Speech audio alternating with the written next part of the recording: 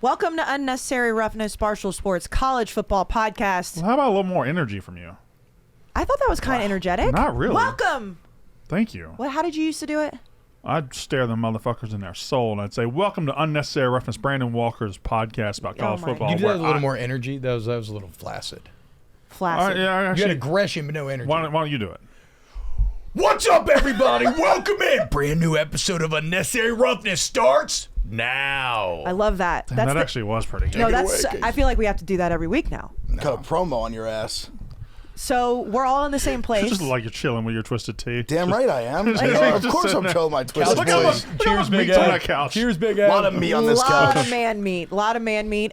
You have your Twisted Tea over there too. I don't know where mine went. I'll be honest. We have a gigantic 12 piece right there. 12 piece? 12 piece? I think in chicken nuggets. You think food way too much. I communicate in nuggets. That's a 12 piece of Twisted Tea. Boys, we are in person, and it means a lot.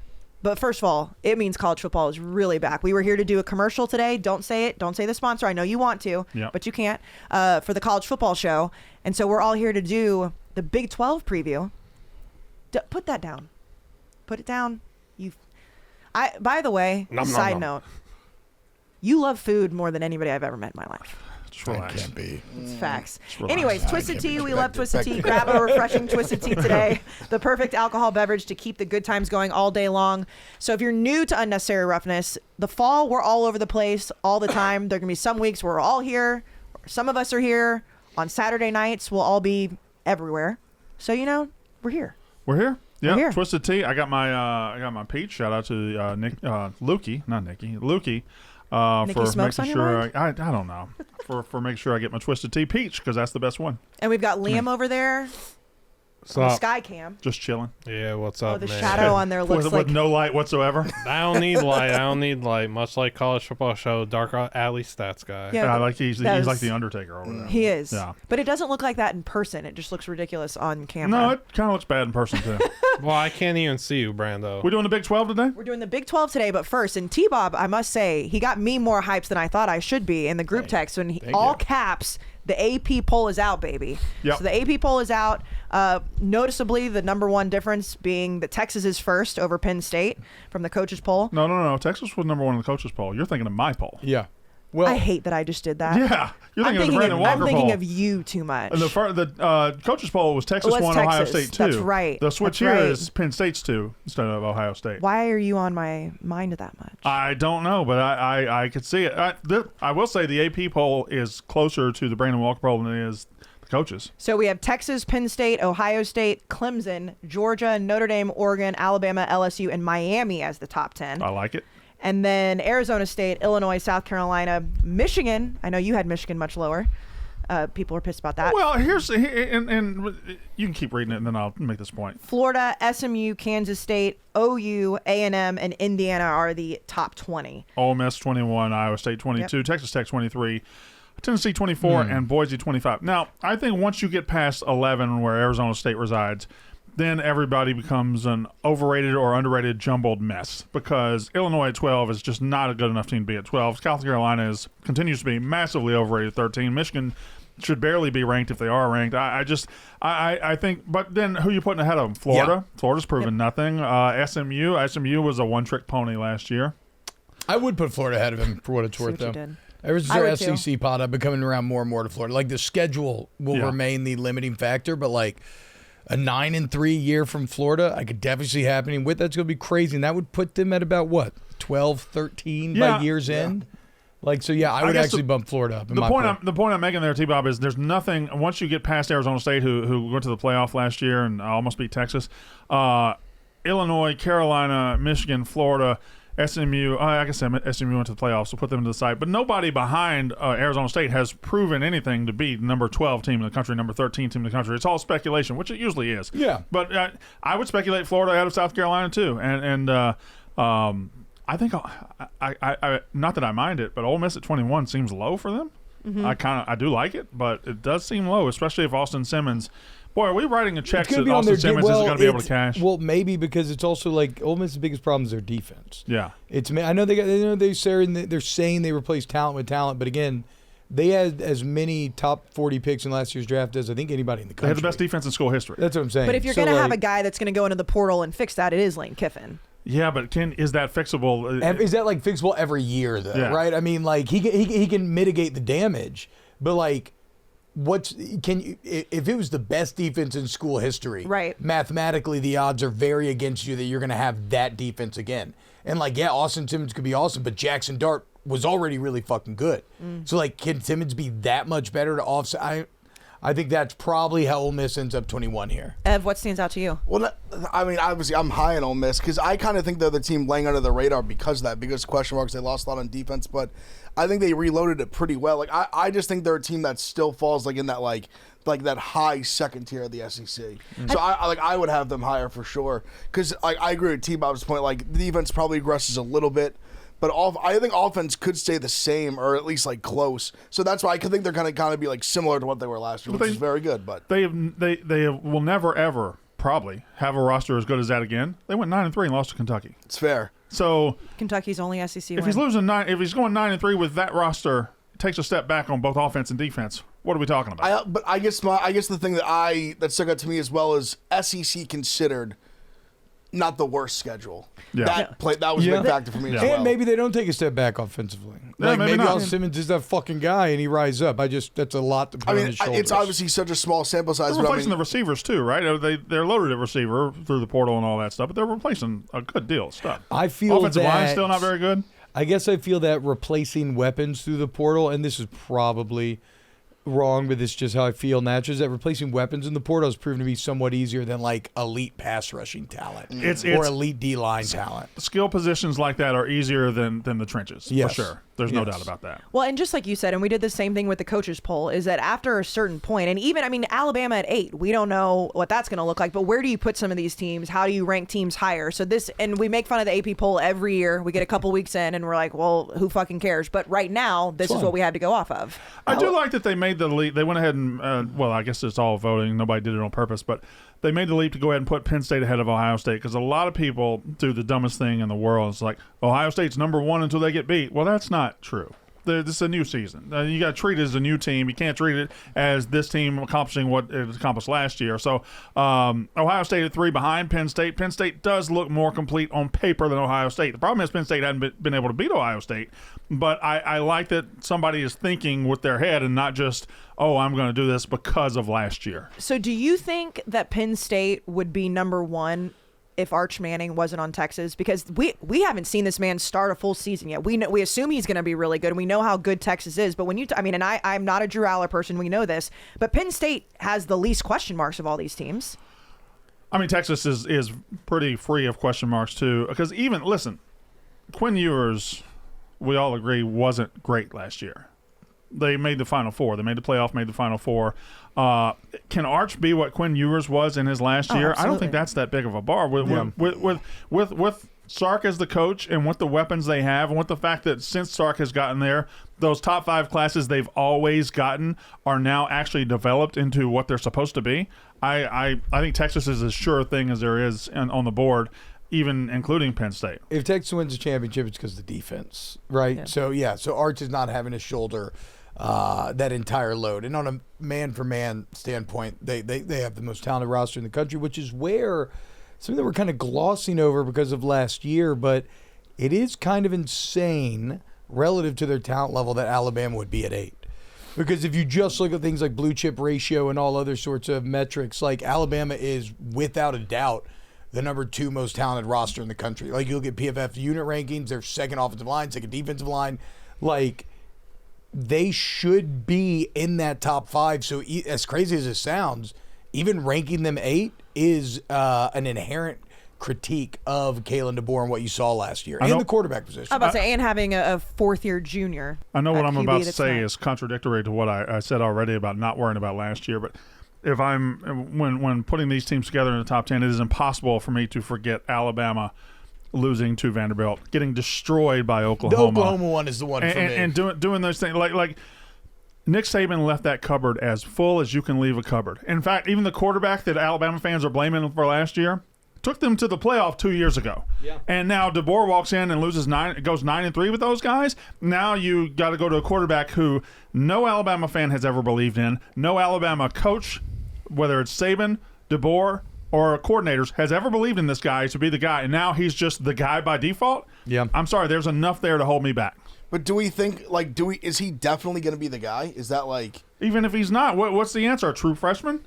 I agree. I think that's why I think that's the biggest reason they're right is because no one knows who's really the quarterback. Yeah, that's true. And if we can believe, and none of that, the answers are great. None of the answers strike you as great right now. And it's not Nick Saban there. We know that. I mean, it's like if Nick Saban, okay, whatever, he's going to roll out somebody and it's going to work. What's interesting to me, and we're obviously talking about the Big 12 today, that, there is no Big 12 in the top 10. Arizona State at number 11, but it just kind of speaks as the whole, the conference as a whole. Again, like the conference inside of it, and the same thing we said last year, is so chaotic. Ev and I were talking about before we recorded, like when it comes down to picking all the categories for the Big 12, like it's wide open. It's not like in the Big 10 where you really have Penn State, Ohio State, or Oregon up there at the top. Even in the SEC with Texas, Georgia, LSU, and none of us picked Alabama. In the Big 12, you have a couple that stand out. But still, it's wide open. It's so chaotic. Kayce, I don't even think you're doing it justice by saying it's the most wide open league in the country. I think it's maybe the most wide open league in recent history. It's crazy. I think you go the analytics support that too. 1, 2, 3, 4. Everybody's going to be able to beat everybody. You might not have a team over 9-3. I think you can go all the way down to teams 9 or 10 as far as teams that can win the Big 12 championship, and even that's shortened it because last year Arizona State was voted 15th. They won the damn thing. Yeah, they were voted very last. And when you look at, again, our guy at Pick 6 Previews, Brett, when you look at how he ranked them, and you look at like having Houston, Kansas, Oklahoma State, West Virginia, UCF, Arizona all at the bottom, you could interchange any of those and make the argument, and you're just like, yeah, that sounds correct. And the same thing at the top. You look, some polls have Kansas State winning the Big 12. He has them at 5th, so we're going to get into that. But I do find it fascinating in the Big 12 because every week this schedule for the Big 12 is crazy. It's going to be a bunch of 51-49 games, and not even. I say that it sounds like I'm saying some good defense. High scoring. Yeah. You mean close games? I mean close games. Yes, 18-17, whatever number you want, just put them close together. You're going to have a lot of that. This is in an era of the professionalization of college sports. I find the Big 12 to be the kind of most classic college football I like that conference. And like I know that people can say, well, what about how Texas Tech built the roster? I'm not. I mean, obviously nobody's immune from the change, but this is where a lot of the chaos and madness and like crazy endings and everything of college football. This is where it's going to reside because there is no elephant in the room a la Clemson in the ACC that's going to be sucking up all the oxygen. Did you just come up with a great slogan for the Big 12? The college football conference. Yes, this is the most college football conference in America. But I was going to call it the any given Saturday conference. Yeah. There you go. Great name. I mean, literally anyone in this conference can beat anybody on a given day. Because Arizona State's a great example. They won last year, and we're going to talk about them glowingly today. They had 7 one-score games last year. Yeah. Three plays go a different way. We're talking about them as a disappointment. Like but then they should have beat Texas. Yeah. Who I think was clearly the most talented. Iowa State in the fucking conference championship. Destroyed them. Well, and you remember down the stretch in the Big 12 last year, that last week of the regular season, there were like 3 or 4 different teams that could have been in the championship. The ending of the BYU Arizona State game was chaos. Yeah. Trying to throw just run out and couldn't run the clock out, trying to throw the ball out of bounds. For pure fun, this league might be it. Dude, Baylor's in the Big 12 championship game, but not for the Shadur Hail Mary. Yes. That's right. It goes on and on and on with this league about all the different teams. And from a gambling standpoint, we talked about this last year. Like, this is the league that T-Bob, what you just said encompasses everything. It is the most college football in its purest form that college football has been in a while. Liam, how do you feel about the Big 12? Because I know you're a purist. I love the Big 12, but it is really sad just hearing all you guys describe the Pac-12.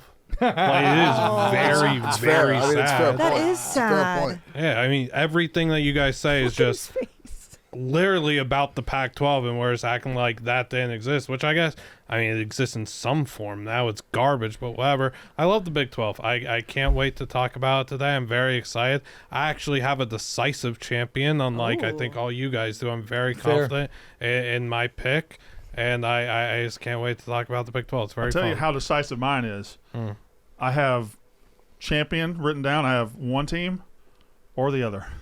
I will make that decision. I have three in my title game. Options in every category. I have three ready options to go. in my title game. But we said this last year too. But this is one of those and we'll see. Obviously, Arizona State made it far into the playoff last year, and that was great. But from a national standpoint, this conference again this year doesn't truly jump off the page. But inside this conference, every single week is going to be a bloodbath. I would also again, I've brought this up on shows here in the past, but maybe not on Roughness yet, but.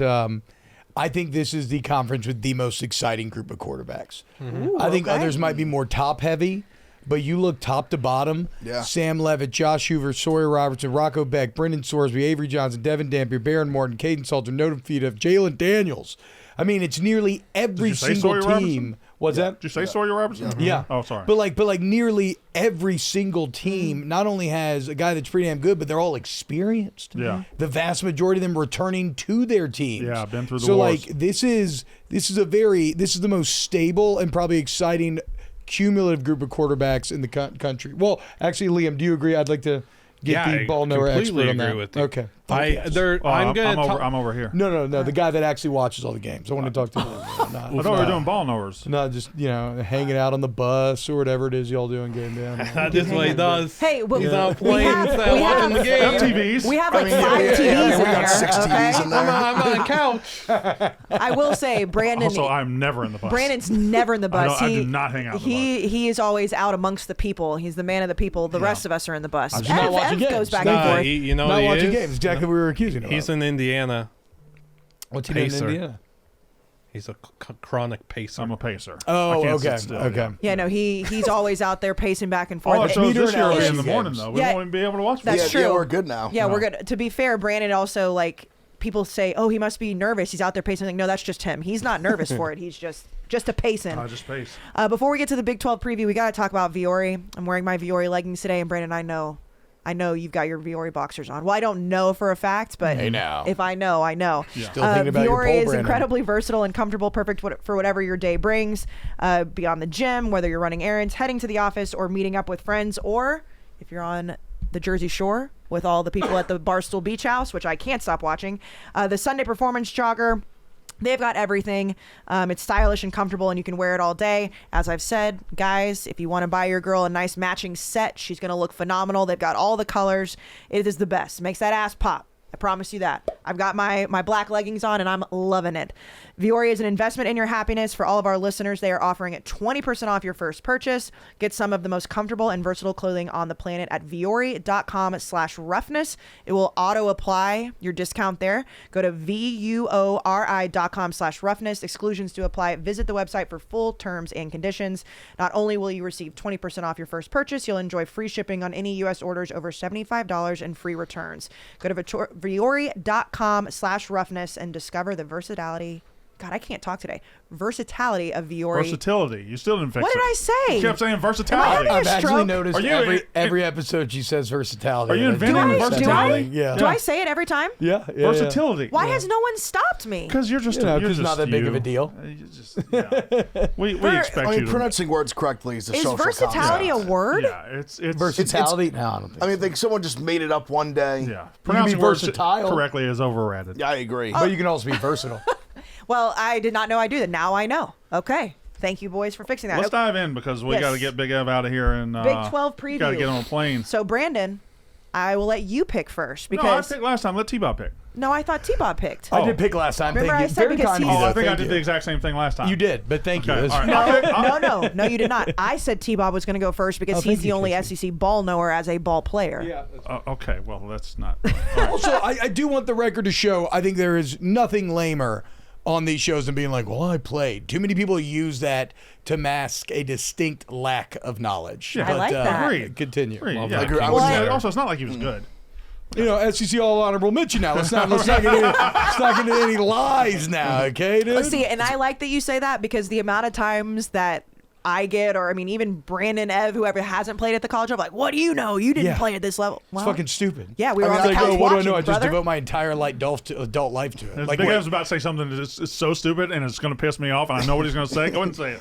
I mean. Listen, honorable mention SEC. I mean, you varsity letter as a sophomore in the state of New York. I mean, Class B. Yeah, I mean, there you go. I mean, no, I try not to say it. I agree with you. I don't throw it out there. I thought you were going to say you locked Jeremiah Smith down. Yeah. No. I was out there just giving him some work. Yeah. Pre-snap. Just give him some work. Yeah. It's my choice. It is your choice. Well, I want to go first, and I want to call the category out first because I want to. Let's start this out with a bang. If I had that sword in my hand, I'd stick it right in the ground and say, the battle starts now. By the way, side note, Teresa, hair and makeup, she saw T-Bob walk in with a sword today, and she goes, who is that guy? And I was like, yeah, no, it's T-Bob. He's carrying a sword. She was like, I think I like him. And I was like, any man just carrying a sword. This is the Witcher sword. I like the Witcher, but I just love swords. I have so many swords at home. Fake Such swords, though. I have one real sword. Real swords you can't really play with. Carry this around all the time. Incredible. We're going to start with the most disappointing team in the Big 12, and I will start us off by looking dead in the camera. Uh-oh.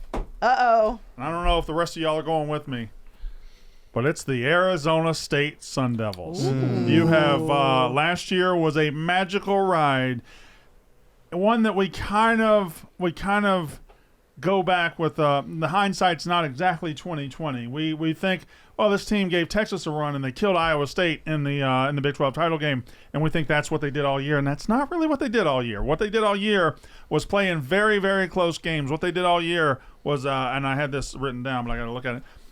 What they did last year was lose to Texas Tech, was beat UCF 35-31, was beat BYU 28-23, which was beat Texas State 31-28, beat 2-10 Mississippi State 30-23. It was close game after close game after close game after close game. And if you're in a close game, what helps you? What helps you control that game and come out in the end? A nice, good, solid running back and running game. He is now with the New York Football Giants. A lot of these one-score games, they're apt to turn around. And this schedule, while not the most difficult thing in the world, the road schedule here at Baylor, at Utah, at Iowa State, at Colorado, boy, that is some kind of road test in the Big 12. I could easily see 3 losses there. Throw in another one somewhere along the way. I think this is a 7-5 team, a 6-6 team. I think this is a disappointing year for Arizona State based on the expectations they now have on themselves. T-Bob? Okay, so I disagree on the Arizona State front, but we'll I think we'll get to that. I'll get to that more when I'm talking about like other categories. Sure. My disappointment of the year, and this one breaks my heart because their quarterback I put on my top 10 list at number 10, and I really do love him. But it's Iowa State. Yeah. And it's a bit chalky. It's a bit unfortunate. But you look at Iowa State, 10 wins last year for the first time in 133 years of playing football. And the bottom line is, again, while I really like Rocco Becht and the hit that he took in the Big 12 championship game and then came back, kept playing in a game that he didn't have to, scored another beautiful touchdown, proved his kind of intangibles and his mettle and toughness to me. But I think it's too much of an ask in a hyper-competitive conference where last year, they returned everybody. They did great with it. They got the 10 wins.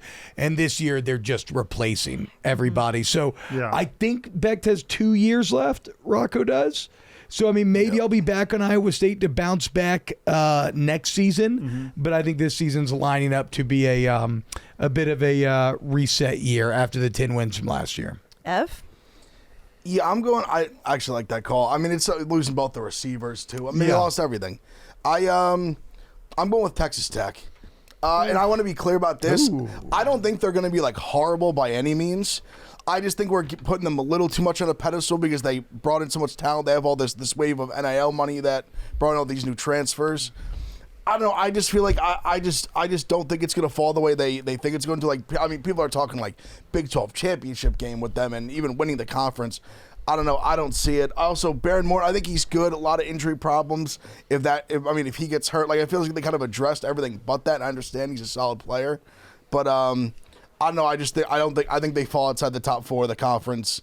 I think they're a disappointment this year. I thought long and hard about them.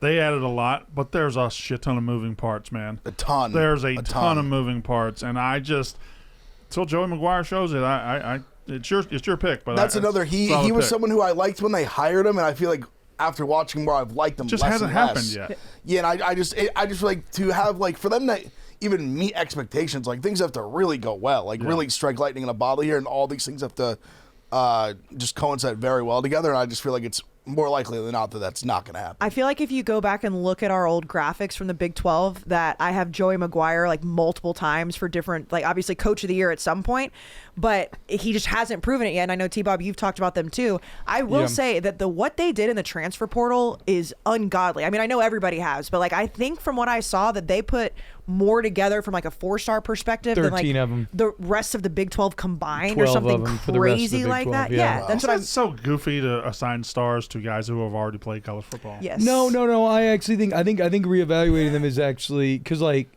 again, recruiting makes sense from a macro standpoint. Yeah. Individuals go boom or bust all the time when you zoom in micro, right? But macro, the most talented teams are the best teams. That is beyond. I can't argue that. So as much as people want to shit on scouting and recruiting services for how they rank guys, they get it right more often than not.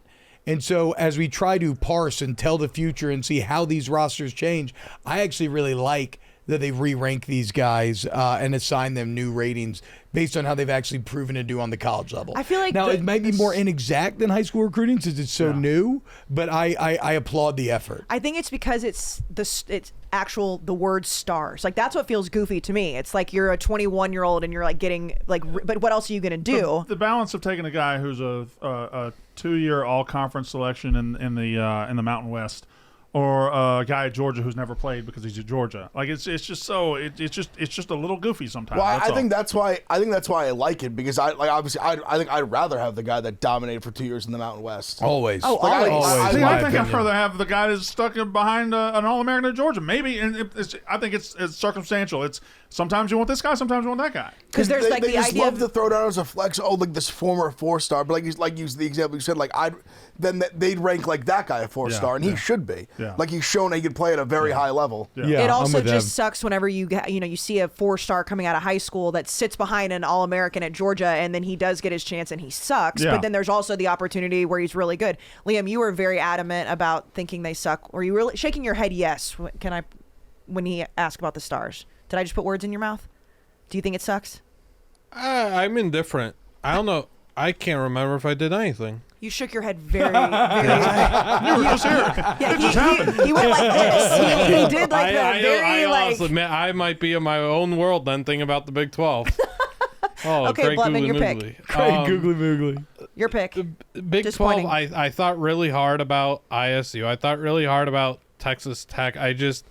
Texas Tech, I'm giving Mac Leftwich, their new OC, who comes from Texas State, I'm giving him the benefit of the doubt. Yeah. But also, Texas Tech did put so much money into the portal, and I'm not that moved by the guys that they got. Like, I think they spent a lot of money on a lot of mediocrity, and it is what it is when you got the oil money and you're going to spend it. So disappointing team was my toughest category. I talked about the T-Bob earlier. Yeah. I was going to go with BYU. I'm giving BYU, who's still getting a lot of love. They're ranked ahead of Utah in the just outside looking in of the AP poll today. They're in the top 25 of the coaches poll. Like, people are still believing in BYU. I'm giving BYU the benefit of the doubt because I think Kalani Sitake has proven himself as a great head coach time and time again, who will get the most out of rosters that maybe aren't even built like near as well as other teams, right? Like he's instilled such an elite culture at BYU that's hard to ever write off BYU. 2, McKay Hillstead, little man quarterback, I'm not convinced he's winning the job. So if Hillstead doesn't win the job and Bear Bachmeier of the Bachmeier dynasty wins the starting job, Bear Bachmeier is a guy who will quickly be on that list of very fun, good Big 12 quarterbacks. So we haven't even gotten to your pick yet? Correct. My pick is a random wheel who will decide my most disappointing team for me. Because I do not know where to go with this, so a random wheel will decide my fate. Do you have the wheel pulled up? Yeah. I can't tell if you and Lukey are playing this or not. We're going to see. Yeah, what's going on right now? I thought Lukey had the wheel. I literally told you to put it on the top wheel. You're going to point it to the camera and spin it. I walked into the cave and said, put it on your computer and point it to the camera. I thought. Okay, well, while you're looking up the wheel, I'm just going to go ahead. I'm going to go with T-Bob. I think it's going to be Iowa State. Yeah. You mentioned the returning production. It's like cut in half this year. They didn't really go out and get an infusion from the portal. And Matt Campbell just got an extension. Matt Campbell, for a few years, it was like he's going to be the next Dallas Cowboys head coach. He's going to do this. They had the best season they've had in, like you mentioned, 100 years. I just think they're going to be disappointed. I'm not saying they're going to be shit, but I just think that everything they have coming back with all the expectations, it's going to be disappointing for him. And it feels like he kind of has that up and down every single time. It's like he has a really good year and then a year that potentially doesn't live up to the hype and then he bounces back. But he's going to be there, it seems like, forever. I'm high on the Cyclones long term, and credit to them. If you look at the last 5 years and you look at game grade, right? The pick six metric trying to basically say, like, opponent adjusted, how did you perform in every single game on average? Iowa State is actually has the best game grade over a 5-year sample. So like Campbell he's established consistency. Yes. I just think this year, like we alluded to, there's just too much rebuilding. Okay, Blutman, do you have it? Yeah, we'll just put a round wheel on my graphic and let people play at home. Oh, yeah. Okay, all right. Yeah, there we go. Okay, brilliant. What a shit show. Okay, let's go to surprise team. Brandon, who's your surprise team in the Big 12? Give me the Houston Cougars. Ooh. Give me second-year Willie Fritz. And give me a quarterback, frankly, I think got done wrong by his last team. I think he was not bad on his way to developing. And, what? Do you know who Houston's quarterback is? Why am I blanking right now?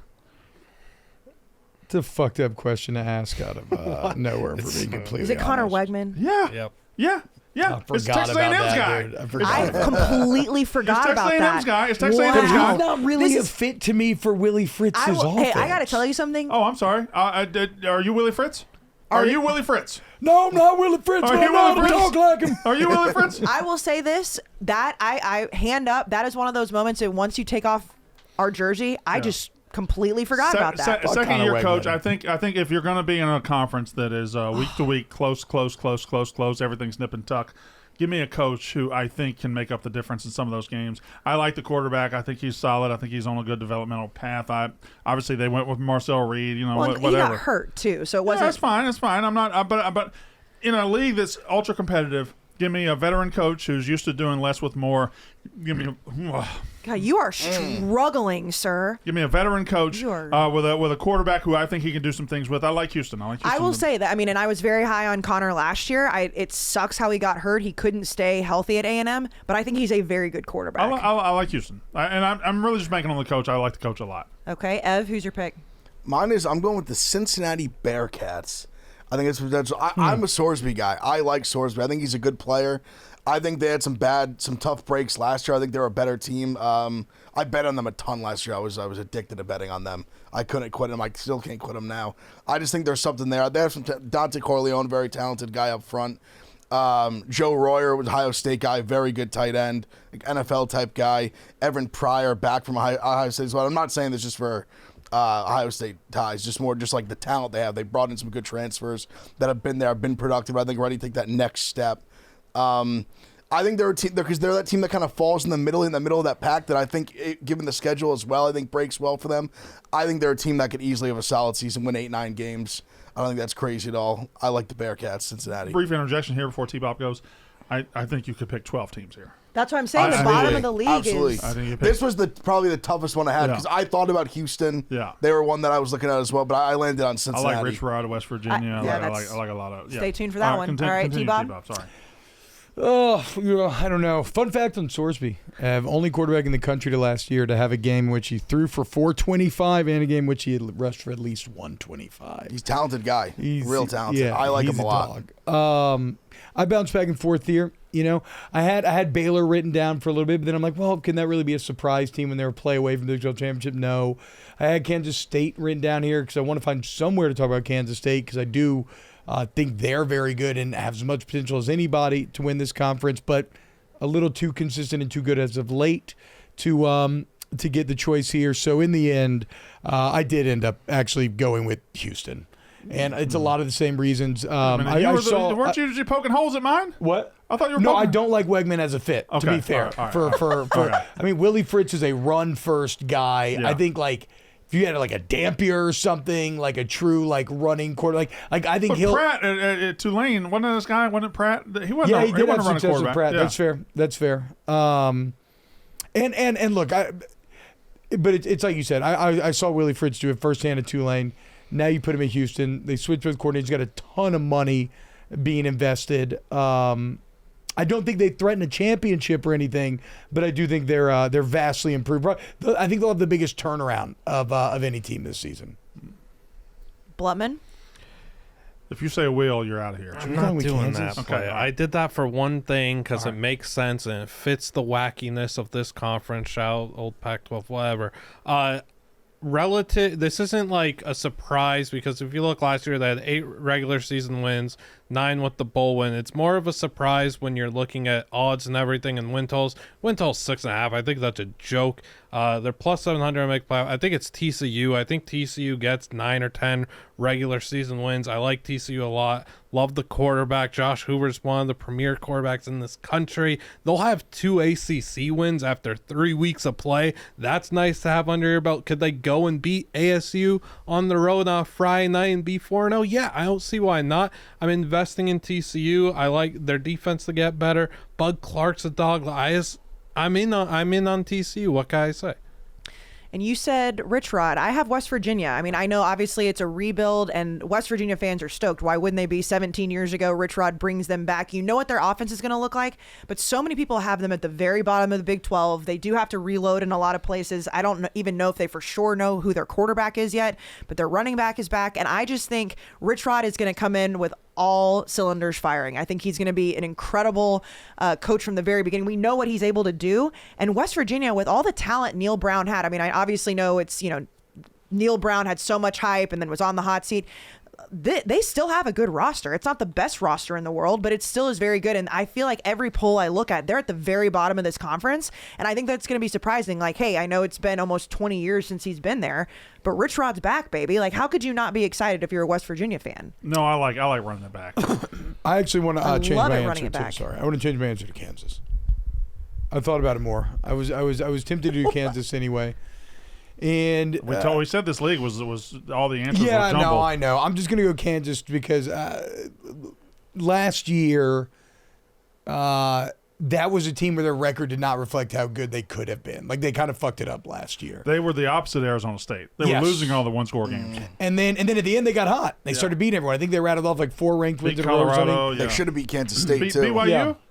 I believe so. Yeah. Jalen Daniels comes back. They draw an easier schedule this year. I like Houston as well, but actually put Kansas on my graphic. He's so fun to watch when he's healthy, man. Yeah, Jalen, he's healthy. If he can just stay healthy, he is a stud. Well, 2 seasons ago, we talked about him every single week. He was unbelievable. I mean, he can be unbelievable when he just needs to play. Well, it's like his quarterback efficiency ratings and yards per attempt. As long as it was all out of control, and then he just this stat. I thought I had this stat. I wanted to look it up.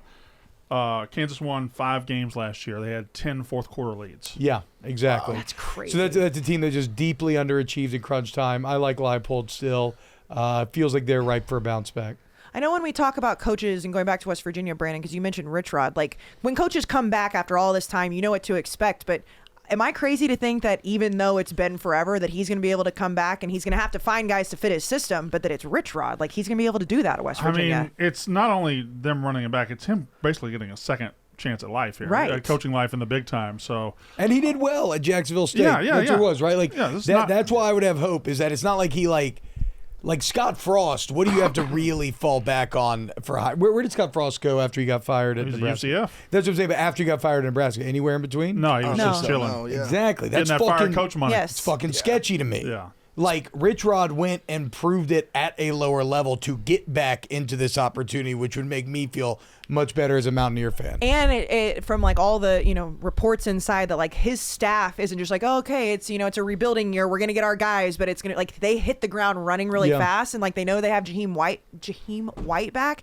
I don't know. There's just something about the Rich Rod era being back at West Virginia that gets me a little giddy. If only they still had Garrett Green from last year, dude. You know what makes me giddy? What makes you giddy? Okay, so this category is going to be, I think, tougher than the other conferences we've done thus far because there are so many answers. Brandon, who is the worst team in the Big 12 in 2025? This was very easy. I thought it was going to be difficult looking at it. Yeah. I looked at several teams, but one team passed my ultimate test. Is Alex Grinch your defensive coordinator? Oh, no. Alex Grinch is still employed? If the answer is yes, you're the worst team in the conference. I love that thought process. UCF. Okay. Scott Frost got a job, and he Grinch. said, "What I'm going to do is hire Alex Grinch to be my defensive coordinator." Is that? Am I crazy here? That is no, this is extremely malpractice. good. That is malpractice. I did not know Alex Grinch had a D coordinator job. Hear me out. Is Scott Frost saying, "Hey, it buys me a little bit of time because if my defense sucks, I don't know. I have Alex Grinch." My answer is UCF. Scott Frost better prove it after he's been acting like such a little bitch about his Nebraska time. Yeah. Such a about how he took the wrong job. Oh, man, it told me not to take the wrong job. Told me to do this. I mean, Scott. Come on, bro. Yeah. How about a little personal accountability? We saw you kick an onside kick up 14-0 in Dublin. Oh, man, that was a fun day. Yeah, it was a fun day. And that game was playing crazy. to win, Bren. Yeah, and he turned into a loss quick. Anybody else have UCF for worst team? You know, I did not, but I like his reasoning. the I know. I Alex kind of Grinch want to point switch my and answer combined with just thinking more about Scott Frost because I don't. They're resetting the whole roster, dude. I know. I think the only thing is like, what is Arizona bringing to bear besides Noah Fafita? That's somebody else go, and I will continue to ponder. Ev, who do you have? No, I like how T-Bob was just he hasn't decided on any of these categories. No, I like discussion to help to coalesce thoughts. Well, I think Ev's about to say the same thing I was about to say. You have Arizona? No, I was gonna. Yeah, mine's Arizona. I mean, I looked at like the UCFs and even like the Kansas. I was like, no, definitely not because some of the things T-Bob said. Even UCF, I gave it a look. Like West Virginia, I feel good about Rich Rod. Just when I look at Arizona, like there's Fafita is like the only thing to even like sort of feel good about, and even that, like you saw, was bad last year. Yeah, I just think they were bad last year. They obviously have no money. They had nothing in the portal. I think this could be a total like bottom out year for them. Like Brennan gone after 2 years, just complete like turnover. There's just when I looked at them, they remind me of like Purdue last year. I'm looking at them like I don't see anything to like here. Like there's Fafita is like the only thing that even maybe hang your hat on. So because of that, they were almost by default like the worst. So sad from where they were 2 years I was ago. going to say, I'm with you. It's like once Jed Fish left because of the Nick Saban dominoes falling and Kalen DeBoer leaving Washington, it's just like I feel like they're doomed. And I don't know how good of a coach Brent Brennan is, but I feel like he is in such a bad position. They have 2 new coordinators this year. He's doing another roster overhaul for the most part. God, I'm really having a hard time today. I just don't see anything redeeming about this team. Yeah. Anything. I mean, I know Noah Fafita, but it's not like he had some crazy year last year either. It's like the 2023 roster and the 2023 Arizona team was so special that I just feel like an absolute 180. You can't believe in anything they're doing as long as this guy's there, which sucks for him, but that's the way it feels to me. I mean, they had one of like the elite playmakers in the country. They couldn't score. Yeah. Right. Yeah. Like, it was pathetic. Like it really showed how much Jed Fish meant to that team. And yes, they lost other people too, but it was just like once he was out the door, the team looked completely different, even if the same players were on the team. It was wild. Yeah, okay. I think in discussion, I'm going to stick with my instincts. I'm going to stay with Arizona. Here. I mean, at least Scott Frost would have the previous success dominating, huge success at UCF to maybe put in his cap. Where with Brennan, you got nothing. Yeah. And Fafita, on top of being just okay last year with Tedero McMillan, now losing him, he's going to be depressed. Mm-hmm. He looks around. He's got 55 new players in the locker room, not a single 4-star amongst the bunch. It's got to look like he's a bit like the Fresh Prince meme where Will Smith is looking around the room like, where'd all my friends go? And lost his coordinator. Yeah, so, okay. Y'all have empowered me to stick with the Wildcats. It would be different if Noah Fafita last year still looked exactly like he did in 2023 with Jed Fish, but it just didn't because the scheme just didn't fit. It's a disaster. So it's 3 Arizonas? 3. Blutman? Fafita could find a new friend in Isaiah Mizell, a true freshman breakout player. Had to find ways to get in the breakout players. I did think about UCF because of Alex Grinch. I'm not going with that. I'm going with Arizona. Jed Fish, we have seen how much he does mean to Arizona. Just helps the Jed Fish stonks. I do have to say, though, the Jed Fish did not leave Arizona because of Nick Saban domino. He was he should have been coaching at A&M, and then you guys backed out of it, went for the Stoops thing, and Jedd Fisch did not want to go back there in cold blood. It wasn't a Saban thing. I would have taken Jedd Fisch in a heartbeat. Oh, I mean, obviously, well, Mike Stoops, but I'm happy with that guy. Go there. I love Mike Elko. A&M going Stoops over Fisch. I love Elko. Fisch had the job, and then you guys told him he had the job, and then you said, wait, here, Stoops. I don't think that we told him he had the job. We did? Yeah. I don't think we told him. Fisch didn't end up going back to A&M because he was told he had the job and he felt like he was wronged, which he was. So he didn't want to go back there when he still had another chance to take it after Stoops had backed out.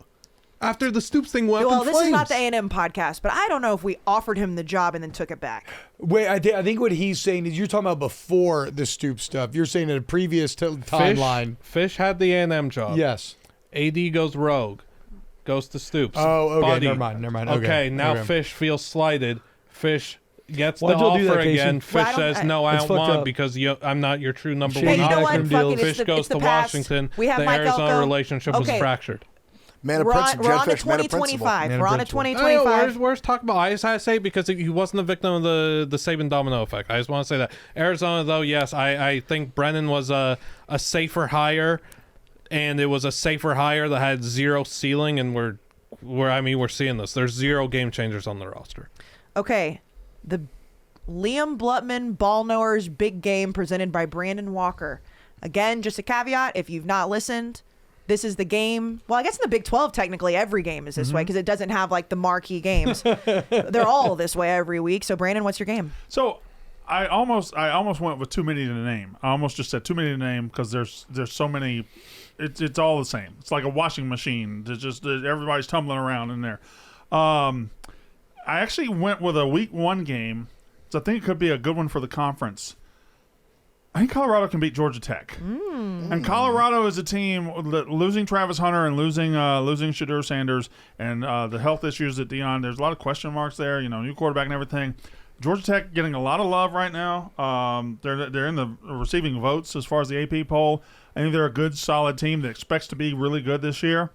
Colorado beats them week 1. And all of a sudden, remember 2 years ago when Deion got there, he got to play a TCU team who was very beatable, coming off a national championship. And they had a loud start to the season. I think another loud start to the season benefits Colorado and the Big 12. I heard you did this Shedeur on Mostly Sports today. Wow, that's a Perfect turnaround timing. for you. No, I've never hated on Shedeur. I've simply said these people that fell in love with him and said he's going to be top 5 pick are not watching the film. And how do you think he played on Friday? Played really well. Played really well. Now, he still had a couple of moments where he had those scrambles and went straight backwards and he scrambled to nowhere. But overall, pretty good. Pretty fucking good. He holds the ball a little too long. That's definitely something he's got to work on. Yeah. I mean, but there was a lot of good there. There was more good than bad, but you can. Some of the bad came up. There is no world he should have been drafted on Saturday. Yeah. Oh, I disagree. So I think there's a lot not from a pure film and talent standpoint, but he fucked himself in the interview. Correct, but I'm saying from an athlete standpoint. I'm not talking about what happened in the interviews and all that. From his playing resume, no. Yeah, but no, it counts. But I'm just saying, like, there's a reason why you could potentially see so much value out of that pick. Like, it was the off the field, not the on the field. I think he's very similar to Dak, who I followed very closely when he came out in 2016. He was round 4, pick 135. He was a day 3 guy. He started the first preseason game because Romo had a bad neck, and he went 9 of his first 9 and took the job immediately. I think Shedeur looked a lot like that. And that's huge praise from you. You love Dak. You'd marry Dak right now. I would. You would. Okay, ball knower game. Ev? I went with this one was tough, like you said, because there kind of was there were so many options, and there's such a hodgepodge in like the middle there. I went with TCU at Kansas State, October 11th. That one to me stood out. Those two teams that I think are kind of trying to like ascend to the top. Obviously, TCU was there a few years ago. They're trying to get back. Kansas State, I guess, same thing, trying to get back. I believe in TCU more than Kansas State. But I think this is kind of a huge game for both of them. Kind of like it just came up to me as like dividing like a fork in the road of each of their seasons. And I think if this is especially for TCU, like if they start out good against the ACC teams, they beat North Carolina week 1. Like this is a game. If they win this game, then I think they will start to get taken really seriously as a team that can win the Big 12 and play off all that. So yeah, TCU at Kansas State. And they're the best purple team. Yeah, battle of the purples. Battle of purples. I do love a good purple. Go ahead and say it. Blubman, you're just wrong. We never hired Jedd Fisch. My sources say different. Well, I'm getting it from the source. Well, we know that you never hired. We know that you hired. I said, did we tell Jed Fish he was hired before Mark? He goes, no. Whoever said that is misinformed, and then just in a long thing. I was like, am I crazy here? Hey, I love you, Bloodman, but I got to outsource you here, buddy. Methinks the lady doth protest too much. You know what I'm saying, dude? Come on, get out of here. Fine by me. I know what I know. No, I'm on your side. No, I'm on your side. No, I know. I'm just saying in general. You're on Billy. You think Billy Lucci would not know? I think it's self-serving for Billy to say that it didn't happen. Well, I was going to say. No. Well, I was going to say, is the source biased? Yes. Extremely. That's my point. So. Nobody is as dialed in as Billy. This is facts. Full stop. But it's what he wants to present to the public. Okay, well, we won't. I knew you'd regret it. I regret it. I knew you'd regret it. I still think that Billy's right. Billy's gonna listen to this and be like, text you, T-Bob, like, what the fuck? That's my fucking boy, dude. I love Billy. Viore took me boy. shopping for Viore. Okay, your ball knower's big game. My ball knower's big game. This is like the first of a few answers that I think Blutt is going to hate because I think a lot of people are excited about this game, but I feel like this room specifically is kind of shit on it. It's Farmageddon, guys. Yeah. And by the way, I love Big Ev's answer because while they're not in my championship, both TCU and Kansas State are right on the outside. So I agree with you. Like, that game's going to be massive for maybe one of the teams that could break into the championship. And this is not exactly that because I don't think Iowa State's going to be on that level this year.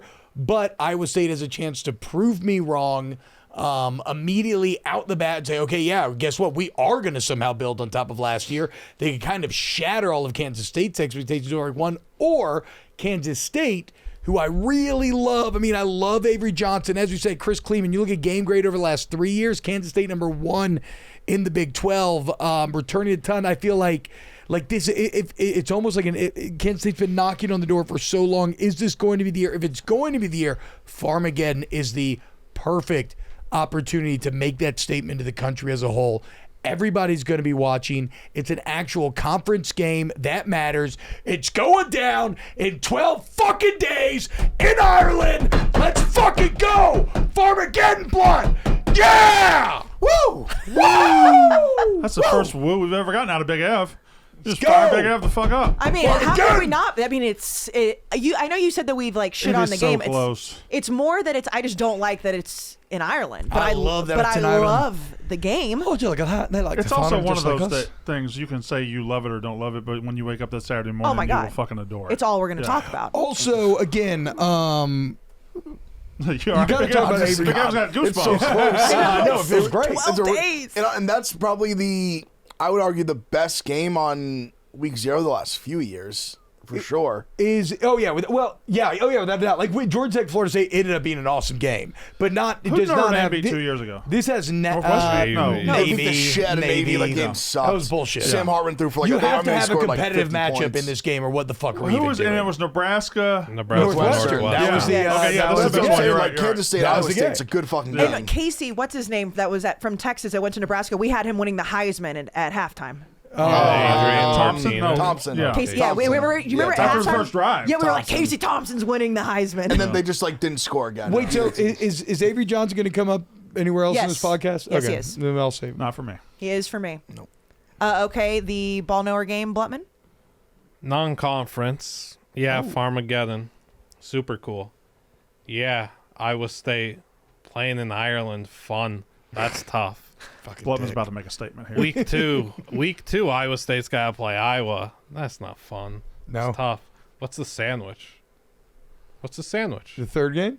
No, the second game. In between, they play week Oh, 0. in They between. play Okay. week 2. They play 'cause week 1. Oh, man. What's the sandwich? No, actually. Oh, no. You want to look at the sandwich Yeah, here? let me look it It's up. an interesting Fire little that one. sandwich up, boy. And I will say Iowa and Iowa State have struggled with some of these what are you doing? local Midwest FCS schools. Blutman in the bits past. today, huh? What are you doing? Say the game. Blutman South Dakota at Iowa State, the South Dakota sandwich, the South Dakota Coyote sandwich in week 1 after you're coming back from Ireland in a tough, hard-fought game, and you have your arch rival on deck. That is a terrible schedule. That is horrific. So are you saying that you're seeing 0-3 potentially for the Cyclones? I'm not. I'm saying that this game's going to be so much closer than anyone with anyone has like realized this at all. Iowa State is losing 2 NFL wide receivers. They're losing a good bit. South Dakota, on the other hand, they do lose a bit. Their offensive line got just paid massively in the portal. They had 3 guys that lost to Power 4 programs this spring, I believe. It didn't even happen in the winter, it happened in the spring. New head coach, who was their DC, who had Power 4 offers. He decided to stay, be their head coach. Little fun fact here. One, the running back, Charles Pierre, one of the best, probably the best running back in the FCS, future NFL guy. Quarterback, Aiden Bowman, however you want to say his name. Alan Bowman's still playing? No, Aiden. No, I know. Aiden, big lefty. Former 4-star, as we were talking about stars earlier. Where'd he start his career, T-Bob? Aiden Bowman? Yep, where he started his career. Iowa State. Revenge game. I just, it's a fascinating game to me. It is a big time game for a guy like me. I cannot wait to watch South Dakota, Iowa State, a potential national championship contender in the FCS. Iowa State got a lot of high hopes. Don't sleep on this one, is all I'm saying. The South Dakota sandwich. Blutman Bitsy today. No bits. South Dakota sandwich. I'm not gonna lie. I was gonna like make fun of it, and then as he sold me on it. I'm with you. That was a masterclass. As he went on, and the little cherry on top, the revenge game. Bowman had Power 4.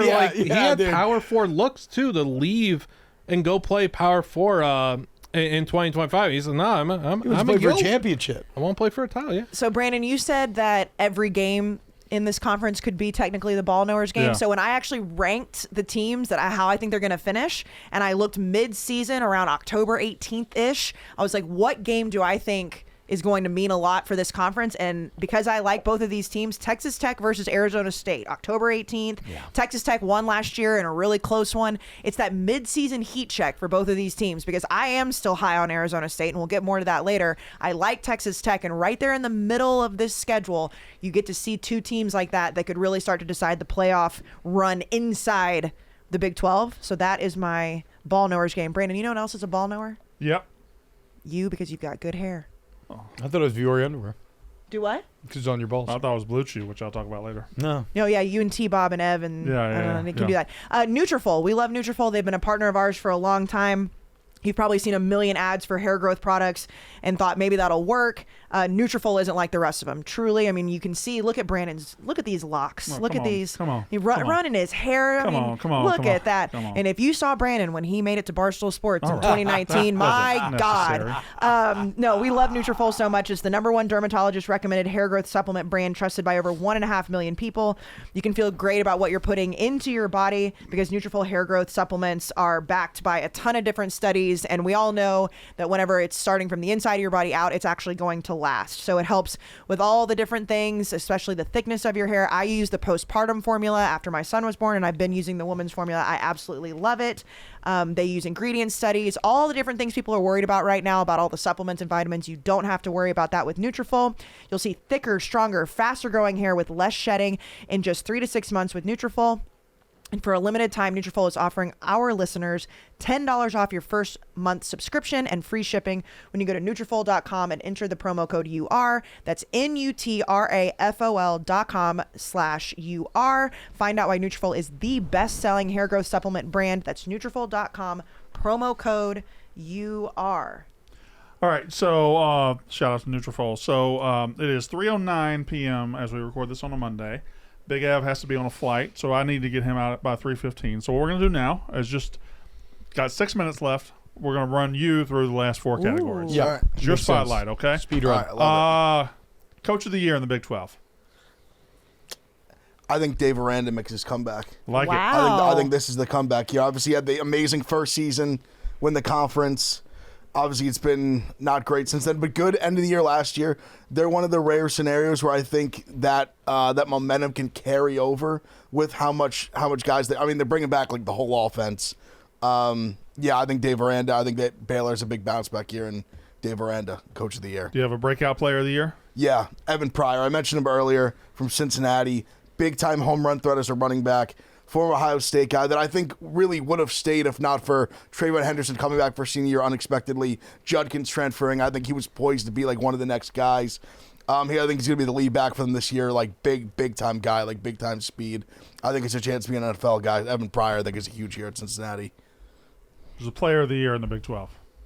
Sawyer Robertson, who was on my top on my top 10. I really believe him. I love the way he looked last year. I just think they're poised to have this incredible offense. I mean, big time running backs. All his top 2 receivers are back. Big time tight end. I just think they have an incredibly explosive offense, and he's a leader that's going to throw for a ton of yards, ton of touchdowns. Sawyer Robertson, player of the year. Title game and champion. Obviously, led on to it. I think Baylor will be in that title game. I just believe in them. I'm buying all in on them. I'm pushing all the chips in on them. But unfortunately, they will lose to the back-to-back Big 12 champs, Arizona State. I believe in Arizona State. I really do. I'm a huge Dillingham has sold me. I just love everything about him. He's a phenomenal coach. I even love little things like, for example, what I referenced earlier, the kind of end game debacle with BYU. That was a mistake on his part. The way he even owned that was like, listen, I fumbled that. I think he's a guy who's going to learn from some of the mistakes he made and build on some of the great things he did. Obviously, Sam Levitt coming back is enormous, like having that Jordan Tyson. Obviously Lou Scatterbo, I understand that's huge. I love that he's on my New York Football Giants, but bringing in Udo from Army is massive. I think it's a great replacement. They're still going to be very good offense. They just bring back a ton of talent that they had last year. And as much as you want to talk about the one-score game things, I think it's valid. Like, I'll totally hear that, and it's fair. But I still think I think what they showed even in that Texas game, like, they have potential to hang with those big guys. They bring a lot of that back. So, yeah, I think Arizona State is going to have another big year again. I think they win the conference.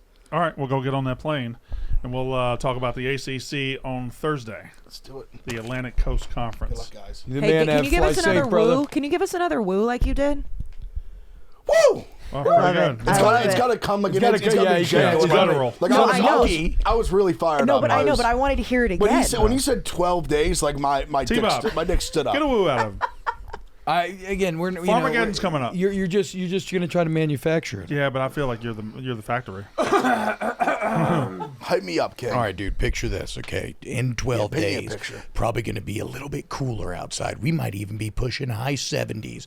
You're gonna wake up Saturday morning. Guess what's gonna be on your fucking TV screen? You might be working it. It's gonna be big noon kickoff, college game day, the Barstool tailgate show, whatever you're into. You're gonna have coffee in your cup. You're gonna be looking at bets on your phone, and you're going to be thinking about Big 12 football taking place just a few hours later, and it's going to be in Ireland with pageantry and bagpipes and pigskins, and that's what I'm fucking talking about, baby! Wow, it's football! Yeah! Woo! Let's go. Let's fucking go. I just blacked out. Hell yeah. I'm not even joking. My head's spinning. That was like porn. All right, be safe, Big Up. That was porn. All right, Ev. Be safe, Ev. Brother. Be safe. Fly safe. No, I don't. Listen, I hate O'Hare. Oh, you go to Midway. I think O'Hare is maybe the worst airport on the fucking planet. Really? Hate it. I don't mind it. You have to like get on a fucking shuttle. You have to do all that. Listen, it's a lot. Midway? Yeah. Only Southwest. I'm usually a Delta girl. I fly. You get into Midway? We didn't say you could. I got motioned to by the producer. No, my flight's later tonight. My bad, bro. I know. But I'm a Midway stan. So now the countdown I was trying clock. to make you feel welcome, and I accidentally made you feel unwelcome. The countdown clock rolls over from Big Ev and now goes to T-Bob. We have 14 minutes of T-Bob left. I think I'm in communication. I'm okay. I'm chilling. That would actually have been very funny if it was like a rolling, like T-Bob and then me and then you and Blutman are just we going to bring up Baylor again, though? I will. So you want to talk about Baylor multiple times. I'm not. Yeah, I'm not talking about Baylor anymore. So I guess we can go right there. I'm not in charge of the show. You also forgot breakout player with Ev, but that's okay. No, I didn't. No, he did it. He said Evan Pryor from Cincinnati. Yeah. He said name it. Did I black out? You must have. Classic Ev. He's just said a former Ohio State player. Yeah. Oh, I did hear that. Okay. That's all you need to know. He just said a former Ohio State My bad. I was checking back. to make sure we had any more ads. Okay. Well, Brandon, you pick where you want to go next. Who's the breakout player of the year? Brandon. Go ahead, Brandon. I'm gonna go last because I know I'm taking. No. Let me just say this. I know I'm taking the guy that Blutman's gonna pick. So you're wrong. I'll let him. Oh, I'm not. I would actually guarantee you're wrong. I put $100 million on it. $100 million. There's so I am no free. chance. I am free to take University of Utah quarterback Devin Dampier. Go ahead. I'm taking him then. I think go for it. I think Utah's going to be. You owe me $100 million. I think Utah's. I didn't take the bet. Utah's going to be in the mix all year. May or may not have a title game. I think this is a program that doesn't go away very long. It's a program that was kind of caught flat-footed when they moved to the Big 12 last year and didn't put their best foot forward. Whittingham's not going to let that happen 2 years in a row. I like Devin Dampier. So this is fascinating because I have the same answer, but when I filtered it through my Blutt lens, I came out on the opposite end, where I was going to tell Blutt, look, I know this is going to trigger you, and you're going to yell at me that this is not a breakout player, but you have to accept that, like, the average person does not watch New Mexico football. It is a breakout player. I know. He doesn't think so. I'm telling you. Look at his fucking grid. He broke out last year. He broke out in week 0 against Montana State, and everyone saw him and was like, yo, that guy's the joystick. But everybody, everyone didn't see it. They saw him against Arizona, too. Everyone saw him. Everyone did see it. They saw him against Auburn. I told you, dude. Yeah, I told you. You are 100% correct. And Blutman, you know that majority of college football fans don't think even an eighth of what you think. But, like, I look at it from broke out as a... It's not even really if other people are cognizant of it. It just broke out as a player. Like, there's a metric in NFL draft stuff that you look at that's breakout age. So that to me is like, you broke out as a true freshman. Your breakout age is probably 18.2. Did Cam Ward break out at Washington State after he spent a year Incarnate Word? Yes. I mean, you don't even need to go that deep. Look at Diego Pavia. You would describe him as a breakout player despite the fact that he was good in New Mexico. There's levels to it, sure. He could break out on the complete national scene, which is where you are shooting for. Fair. I did not choose Dampier because he already broke out for me. I knew that was going to be. It's semantics. I hear what you're saying, and from a national standpoint, from like a highlight standpoint, he is considered a breakout player if he has an incredible year at Utah. Yes, but he also was a viral sensation. He was great. He was great. But I think you are a little, I'm bloodified with that. You're a little too close to. You can't see the forest of the trees a little bit when it comes to the Dampier. Blutman, then who's your pick? Brian's on the phone. I know he's on the phone. That's why I was just going to keep talking through it. They can't see that he's on the phone. Well, you're probably choosing like a Spencer Fano, right? One of those great blockers. If it leaks again, just put a trash can there and let it leak into the trash can. All right, classic roof leak. Yeah, that sucks. Yeah. What are we talking about? Oh, no, I was just going to keep talking through it. But was that Tommy? Yeah. Breakout player. My breakout player, you look at Utah. You look at Devin Dampier. You look at Spencer Fano, potential top 5 pick. Look at that defense that's going to bounce back. Not even bounce back. They were so good. They're good. Another offensive lineman, Brand. Left tackle. Caleb Lomu. 6'6", 302-pounder, who I think is going to be a top 10 picks. He anchors the left side while his partner in crime, Fano, he's got the right side locking it down. You're looking at an elite pass protector. He's a better pass protector than Fano. He attacks edge rushers early, stuns them with active, powerful hands, pure footwork. It's teach to tape, or tape to teach, however you say that. He's the forgotten man. He's going to be a top 10 pick. Caleb Lomu, an absolute behemoth. Utah's good. I mean, they might be, it can't be more than 3, but they might be the only team with legitimately 2 first-round NFL tackles. And they're top 10 guys. They had such a disappointing last year, too. Like, you have to believe that it's the exception, not the rule, right? And so that's because we all know Whittingham's a fucking dog. I had them winning the Big 12 last year. I was that high on them. Yeah, I mean, it was injuries and whatnot. Okay, T-Bob? PFF, by the way, number 2 offensive line in the country with Utah. No. He's top guy. No, but just overall, number 2 group. So you got to imagine Dampier's going to love it. I went with Dampier as well. Yeah, Devin Dampier. Yep. Who are you doing? Kayce. Okay, well, I have a question for Blutman because now is Kaidon Slater or Salter a breakout player? I would say yeah. Yeah, I would say he's eligible for breakout. So yeah, because Salter just he had other than the fact that he's not very good. Yeah. That's where I would be concerned as well. I don't think he's that bad. He might be okay, but listen. Explain to me last year. Y'all got to explain to me last year. 2 years ago, he was incredible. No, okay. I don't know what happened. First of all, this is one of those where I'm doing whether it's him or it's Juju Lewis. I'm saying Colorado quarterback. Because here's my thing, and I understand Shedeur. As we've alluded to, he's an unbelievable talent. We know that. Everybody's acting like because he and Travis are gone that this team is just, I mean, I think their team total is like 5.5 is just going to fall into the depths. Now, I don't think they're going to be a playoff contender this year, but I think whether it's Salter or it's Juju Lewis, that Dion and this whole staff is going to get them in a position. Yeah. They're going to be able to reload wherever they need to. We know that Dion can go out and get players, and whether it's a freshman or it's a guy that I think he was pretty decent at Liberty. I mean, he went 20-4 2 years ago. I can't explain what happened last year. He had 32 touchdowns, like 6 interceptions in 2023. playing went to the against Fiesta FCS Bowl. team. Well, but that's why I asked. And like, but they played a very bad schedule last year too, and his head doesn't work.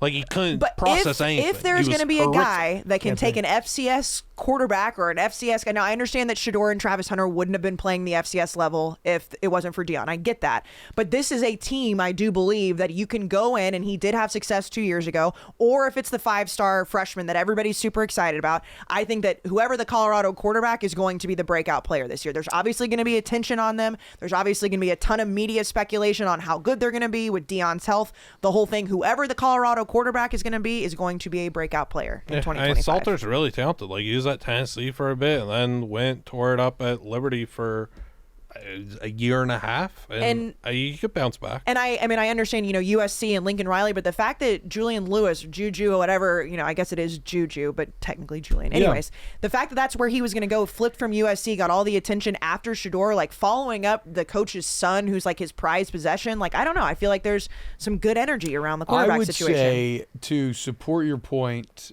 Deion's resume is pretty fantastic as a head coach. Now, granted, we do have to see him without Shedeur, but what he did at Jack State from a win-loss perspective, what they did at Colorado in the context of when he got there, the fact that while they did lose such high-water guys, not everybody's gone. They've continued to attack the portal. That's a solid answer. I mean, again, it's a Big 12. Anything could happen, but yeah, I like that. Okay, Very Brandon, creative. your coach of the year. Goes along with the team I already picked for surprise team. Give me Willie Fritz in his second year. Hey, thanks, Brandon. That means a lot, man. To turn the tide there at Houston. And I liked Big Ev's answer of Dave Aranda, though, because I do think they're going to be in the mix the whole way. But I'm going with Willie Fritz, Houston. T-Bob? This may spoiler some of my at least one half of my championship take. But I'm going to go with Joey McGuire. And it's a weird thing because it's not even that I actually believe in him from what he showed me up to this point. But if they do get it done this year, then I think he'll likely win the award. My old man was always very fond of saying, like, look, you want a room full of, or you want a team full of Rudies? Go for it. I want a team full of all pros. Can we just? And so that's what Texas Tech has basically done here. It's everything that Blutman hates. It's all cynical money and talent acquisition and just trying to buy your way to the top. Your dad's still alive. Yeah. You said my old man used to say, or my old man was always. I haven't heard him say it in a while. Okay, all right. It did sound like he had passed. No, he's just here a few weeks ago. It's great. Send it a minute. That's all. Okay, Blutman? Yeah, Kyle Willingham. Utah won 5 games last year in there. They have revitalized the offense through Dampier, through Jason Beck, OC coming from New Mexico with Devin. Last year in their losses, they scored 10 points. They scored 19. They scored 7, 14, 21, 24 in a blowout against Colorado. They had no business winning that game, obviously. Then 28 against ISU as they kind of started to figure something out late, like a little something clicked. Whatever. Most of their losses, low scoring. They just can't find a way to move the ball. They're able to change that this year. Kyle Willingham, my coach of the year in the Big 12. Brandon, I have a question for you, and don't worry, I'm not going to pick this. But couldn't you see a world? Oh, God damn it! Well, Kayce. I'm not putting it on. I'm not putting it on the graphic because I don't think. Well, I think you might. Say it with your chest. You guys, no, I'm taking somebody else. You guys really don't think that after what Deion just went through with beating cancer and all that, and like having a decent season, losing 2 of the best players he's ever had, you don't think he could win Coach of the Year? No, you really don't. Actually, I don't think he's. Well, the storyline makes sense. That's what I'm saying. They won't win enough games. I don't think they're going to be good enough. And but isn't there the ask, like, he was like the Time Person of the Year and all that. Like people love, and I love Deion, but he just beat cancer. Oh, he doesn't have. Shout out to him for beating cancer. It's an inspirational story. I don't think he's a good enough coach to win Coach of the Year. I'm just saying. Maybe would it be that crazy? Maybe he could win comeback Coach of the Year. I think Deion's definitely a good enough coach to win it. I think in the context of this year, I don't see it. But I mean, in terms, I think Deion's a fucking really good coach. I just putting that out there. I like it on record. It's your no. I'm taking Rich Rod. I've already said what I said about West Virginia. I don't think that they're going to be up at the top of the league. I don't think that they're going to be in contention for the Big 12 title. But I do think that West Virginia is going to be much better than they are. He's going to run it back. He's going to have that just absolutely high powered offense. They've got to find their quarterback. I understand that. Pat White ain't walking through that door. No, he's not. But I feel like Rich Rod, because he has like T-Bob said, he's made his way back up the rankings. He's a solid, in a solid position. He's not just getting the coaching job because he resurrected West Virginia 17 years ago, however long it was. Rich Rod is going to be the coach of the year because he is going to make West Virginia fans fucking happy, and they're going to win some fucking games. Why are you cussing so much? I feel like Rich Rod would want me to. Yeah, he probably would, right? Fair, Tommy, what's true. up? Rich Rod would want me to say a few F-bombs, Rich Rod strikes me as a big fuck guy.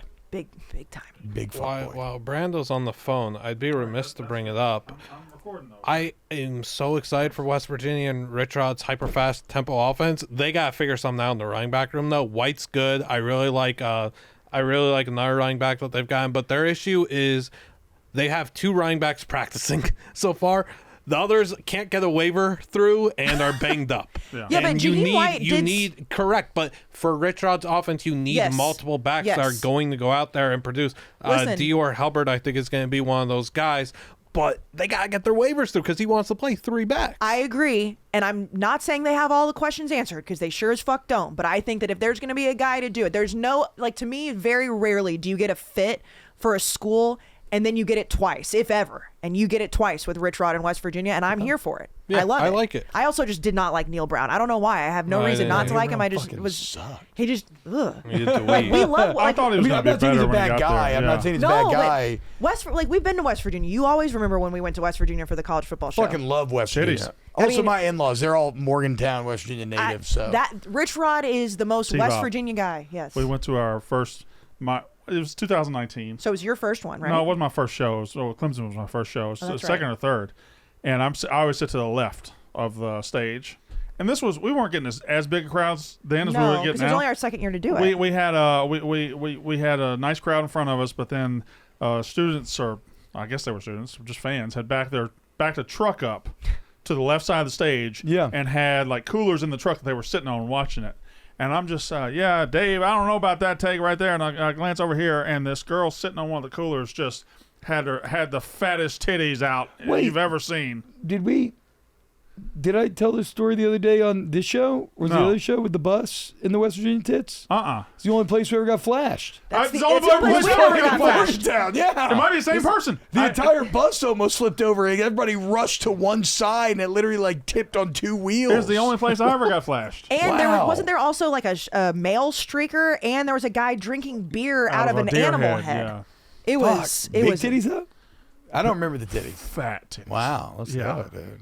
Hell yeah. That was 2019. Take me home. That feels so much. Oh, wasn't it? Yeah. Yeah, no, because you weren't with us in 2018. We didn't go anywhere in 2020. Yeah, listen, I love the idea of West Virginia being back with Rich Rod. Yeah. Love it, love it, love it. Okay, Brandon, player of the year. Sawyer Robertson, Baylor. I think he's the best quarterback in a good quarterback league. I think it's a good team. There's some names that have not been mentioned here. Josh Hoover at TCU should probably have been mentioned a little bit. I guess we haven't done player. You shut the fuck up. Okay, all right, okay. Well, then I won't mention anymore. So just in case they're coming up, I like Sawyer Robertson, player of the year. Blutman, and it's not just because he is the last Mike Leach guy standing. Oh, is he really? There's a little bit of that. He was the last. I think he was the last quarterback Mike Leach ever signed before he transferred out. I'll say this for Sawyer, because I toyed with Baylor for a while. I just never found quite where to fit him in my answers. I think they had the biggest offensive turnaround in the country last year. That was Spavital's first year as the OC. 9 returning starters, second year on task. The momentum they gained through the end of the season, you would think that Baylor's and then Baylor's offense should be awesome. And then it's Dave Aranda. He should be able to get the defense at least average to above average. I think they're also another team that has a tremendous chance on an early season win to springboard momentum. Mm-hmm. What's the game? With that Auburn game. They host Auburn early. They do host them, right? I think they host them. I think that's a good, nice it's in Waco. Early shot for momentum. Okay. Blutman? I like Devin Dampier. My tweets speak for itself, and he is the best quarterback in a great Big 12 quarterback conference. Devin Dampier, the human joystick with the rock in his hands. Okay, T-Bob. God, hearing Blunt talk Utah makes me Dampier. You know what I'm saying, dude? Just does something to me. Yes, it does. My best player of the year, it is Josh Hoover. I probably spoiled that telling Brandon shut up. But I've done a funny thing with TCU, right? Because we spent all that time and energy on them 2 years ago, and they made the championship run. It was incredible. Were you a hater of them 2 years ago? No, I mean they proved themselves beating Michigan. I thought, yeah. But no, it was more that like I was into them that year. I followed them like everybody else. Then they go 5-7 last year. And then they start 3-3, or excuse me, 2 years ago. Then they start 3-3 last season. 3 years ago at this point. You're right. Sorry. Yeah. So I fucked this all up. It's the all right. point is, after the 5-7 into 3-3, I watched no more TCU football. Like I completely wrote them off. So I missed the rise of Josh Hoover. And so I'm a bit Johnny-come-lately to the Hoover party. But as I started to watch some games from last year, some highlight packages, you start reading the stats. I mean, 4,000 yards basically last season. And then this was the one that really blew my mind, and shout out Pick Six. One of 4 quarterbacks to average 300 yards a game and have a top 20 quarterback rating. Who were the others? Cam Ward, Shadur Sanders, Jackson Dart. So you're telling me Hoover did that with more eligibility left? Going to be returning? A bunch of proven weapons all around him. I'm a bit concerned about the offensive line, but a good defense. Like, and the strong finish to last year's season ending at 9-4. Yeah, give me. Oh, and this is another thing that shocked me that I had no idea of. TCU recruits better than anyone in the Big 12. Number 1 recruiting class in the Big 12 at 23, number 2 at 24, number 1 at 25. Something with good transfers, like they may have on paper the most talented roster in the league out of Texas Tech. So, yeah, give me Hoover to win Player of the Year. I love the nice slip in of the casual there, Kayce. I heard you. Not you, casual. Oh God, I hear I'm being defensive. I thought you were. I'm saying like casual. that's a casual list to be a part of. Like I was like being sorry, like casual. Like Jesus, I apologize. like yeah, my bad. What? Here I get defensive and I made myself. No, look like a fool. I was. No, I'm saying that was. No, I'm saying that's a quite a. I didn't know he was a part of that list. No, it's crazy. It's crazy coming in keep. I agree with you. He's been talking shit about A&M since day one of this podcast. He's also been talking shit about A&M. Yeah. Well, I mean, you talk shit about A&M. Liam talks shit about A&M. Everyone's like, fuck all you guys. Okay, you see. I'm still wearing my ring proudly. You guys can talk shit all you want. We know y'all do. Don't worry. I mean, see, I can't we're all fully. I hope we beat the fucking shit out of you again this year. I hope we beat the shit out of you, and I know we'll beat the shit out of you. We've lost y'all way too many times in football lately. It's very disappointing. And if we played UCLA, we beat the shit out of them too. Well, that's what they thought. No, and then don't do that. Don't do that. I will never. Where was I? Listen to this in the bullshit stands. too. Marky Whitman wanted to leave. I said, no, we stay. All of you guys in this. I know I did. All of you guys in this room will understand this pain. In Boston, people don't, unless they like went to Boston from another college. Like people in Boston do not watch college football, right? That was the biggest day because I was like my boyfriend at the time, Boston guy, didn't care about college football. I was like, guys, we're gonna sit down, we're gonna watch A&M play UCLA. At halftime, they wanted to turn it off and go out and drink, and I was like, no, we've got to keep this game on because like I don't get to feel this very often. To this day, any of my friends from Boston are like, remember when your team just shit down their leg in the first college football game we ever watched? I'm like, in my nightmares. You asked earlier, T-Bob, if anybody's going to talk about Avery Johnson. Yes. Here's your moment. I believe Avery Johnson, I know he was very hot and cold last year, had a bad end to the season, but I believe that this kid is everything that Chris Kleiman thought he was going to be whenever he took over the spot for Will Howard. Obviously, we saw what happened with Will Howard last year, and I'm not saying that is an indictment on exactly what Avery Johnson's going to look like. But the raw talent, the foot speed, all the potential that he has, this is also a precursor to what I think is going to happen in the title game. I think he having another offseason under his belt, knowing how bad things looked and how the kind of wheels fell off at the end of the season last year for Kansas State, but they were still in it. He'll cut down on the freshman mistakes. I think he's going to have one hell of a year, and I really, really like Kansas State this year. Yeah, it was. It's interesting because I view him and Nico as being very similar time-wise. Both thrust into a bowl game at the end of their freshman year. Mm-hmm. Both played very well in that bowl game. Both got a lot of expectation put on them going into the next season. Only I thought that he played much better than did Nico. Improved, fulfilled a lot more of that potential And you know who his offensive coordinator is this year? Is Matt Wells, who was at Texas Tech for a while. Texas Tech coach. And I think Matt Wells, he went to the NFL after Texas Tech, I believe, but I think he's gonna be just really crucial for him. And maybe it's me just believing the hype from a couple years ago, but when he did play well last year, he looked exactly like we thought he was going to. And he obviously fucked up a few times and crippled that offense, but I don't know. I'm high on Kansas State. First year starting. And he goes 3,300 total yards, 32 touchdowns. Yeah. That's a lot to fucking build on. Yes, absolutely. Okay, Brandon, who is winning the Big 12 and who are they playing? I'm using heart and soul privilege here. You're going last? I'm going last. Okay. Yes. I would like to see how the graphic unfolds. All right, I'm gonna go chalk here. I'm going Texas Tech and Arizona State. In the most disappointing category with Arizona State, I know where you're getting at with the one score games.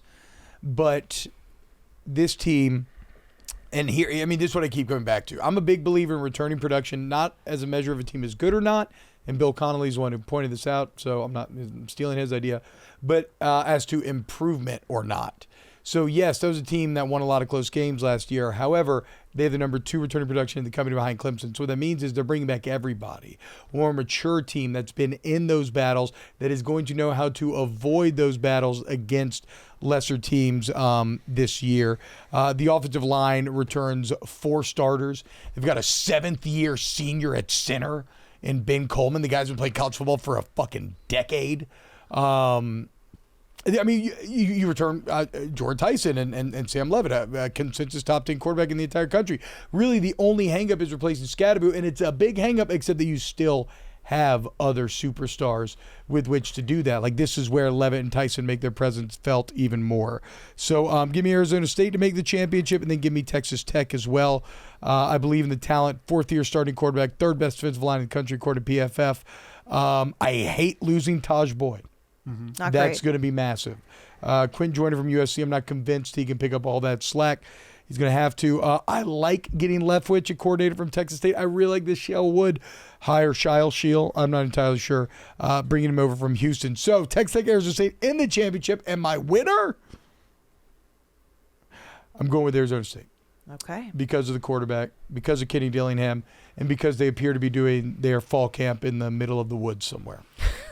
It's so cool. Yeah. It's play a game there. Play a game there. In the woods? In the woods. Not dumb. Where there's no seating or Ireland. concessions and nobody can watch and there's no infrastructure built for TV cameras or anything else. Okay, buddy. We can figure that out. Oh. William somehow breaks in. He's in a deer stand just watching the game. I would go to that game.